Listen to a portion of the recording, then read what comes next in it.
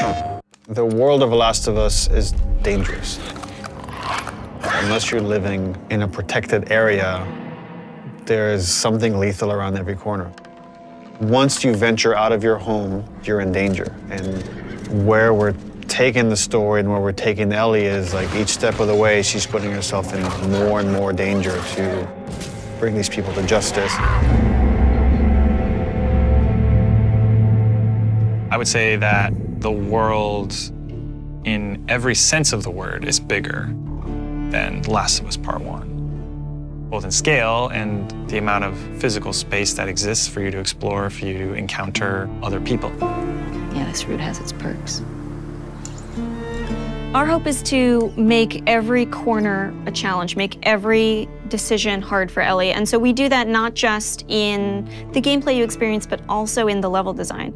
So part of that is making certain experiences really hostile, be it through weather or through rivers or craggy cliffs or slick snow. But we also use it in terms of how blind the player is. Like, what can they see? How safe do you feel? Can you see a threat coming around the corner? You never know if the bullets in your gun are going to be enough. You never know if you can stop and bandage your arm. You can never fully breathe. And we want you to be in alignment with Ellie, who can never fully breathe when she experiences this trauma. For Jackson specifically, we wanted to make it feel like a very close-knit kind of community that's focused on family, focused on sustainable ways of living. I obviously have the hydroelectric dam generator that's powering the town, so we have, you know, electricity in Jackson, which is not something that maybe players would expect to see in the world. But given that we're further in time, we wanted to show that there are certain people dedicated in the world to rebuilding a life that doesn't revolve around killing people and scavenging. As you walk around the town, you can hear kids laughing. You could see people going into restaurants and eating, and it's a very kind of tranquil town.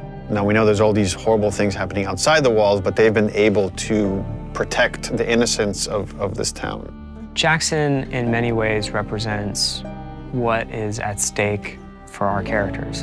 A life of peace and relative comfort. A life where you can fall in love. A place where children can play and it's okay. And I think, you know, when we were looking at building out Jackson, it's like, okay, how many of those moments can we represent? What's awesome about the world of The Last of Us is it shows just how precious the things that we take for granted in our everyday lives, how precious those things really are.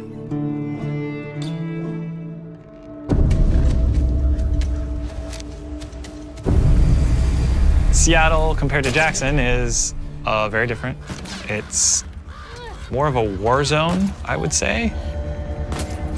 Part of the interesting thing with Seattle or the Pacific Northwest is that there's all this rain and all this foliage and wildlife, and it's this very lush area that if someone were to settle down, it'd be a pretty good place to settle down, just as far as the kind of fruit you can scavenge, the animals you can hunt. And then because it is so lush, because it is so teeming with resources, is why there are multiple factions trying to fight over those resources.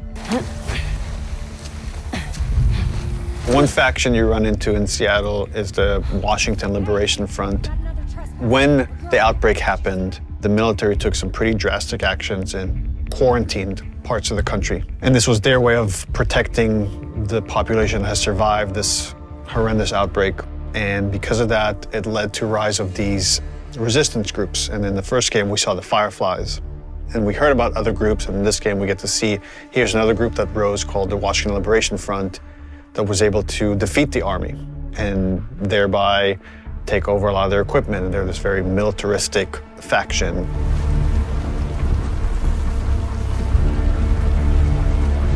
And at the same time, you have the Seraphites. And they're a religious group that also came up out of the outbreak that believed that the pandemic came because of sin. They're trying to reset the world and return it to a better place than it was. In The Last of Us, almost any group that has survived this long has to be dangerous. If you're not dangerous, you're not going to survive. You're going to become someone's victim. And the two factions you run into are both very dangerous. The WLF has a lot of military equipment, that they're able to use to defend this area, and they have large numbers, whereas the Seraphites are very quiet and stealthy and able to use the large amount of foliage to their advantage, and they fight more in this kind of guerrilla warfare. How you deal with them is going to be different because they have different language, they have different communication style. The scars will whistle to each other with this different language. And they have some of the stuff that you have. You have a bow and arrow, they can hit you with arrows and impale you, and you have to pull the arrow out. They have big sledgehammers and melee weapons. The WLF, they have trained dogs that will sniff and attack you. Dogs are a new level of threat that Ellie hasn't had to negotiate before, and hopefully they create a new complicated choice for the player. We saw in them an opportunity to challenge people's perceptions of what a combat setup can be. We wanted to find really hard choices. The dogs themselves have names. They're called out by their owners. We wanted every setup to be challenging. That smell. Looks like infected did this. How many do you think it would take to bring down a moose? Infected are still a threat in this world.